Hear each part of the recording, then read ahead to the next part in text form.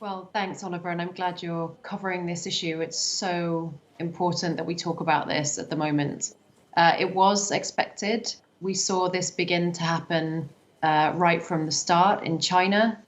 Services there, specialist services who respond to abuse, were reporting a threefold increase in people seeking their help. And then that pattern has been happening all over the world as people have gone into lockdown. And we shouldn't be surprised by that. Domestic abuse is all about power and control. It's about somebody trying to limit who you are, how you are, what you can do. And of course, this situation exaggerates all of those tenets of domestic abuse.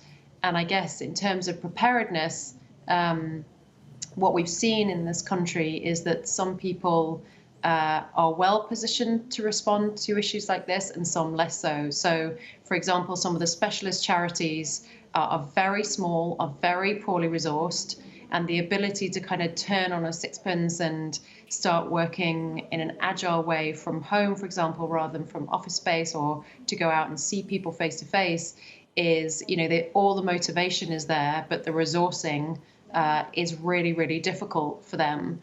And we're yet to see any recognition of that on the part of the UK government, which is really disappointing. Now, Suzanne, during the lockdown, you are literally stuck in your house. That could mean that you are stuck with a potential abuser, be that spouse or a father.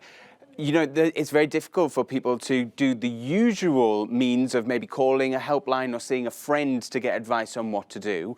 So what advice have you got for the authorities in order to make sure that they can get to these victims in a timely manner?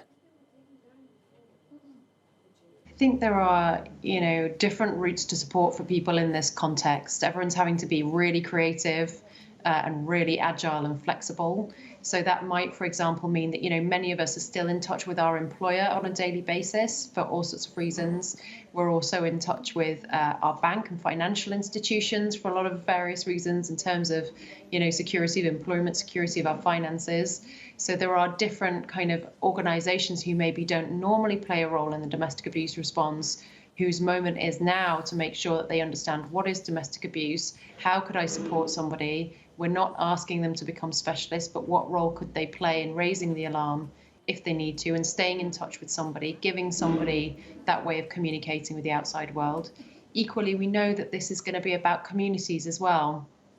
Every single one of us has some understanding of the life of our neighbours and people living in our vicinity, even if we don't know them really well. And this is the moment for us to act like a community and to understand that if we're worried about somebody, adult or child, it's the right thing to do to find out whether that person needs help. And it may be that you can't do that yourself, but you can call somebody, whether it's the police or again, specialist services, who may be able to support with that.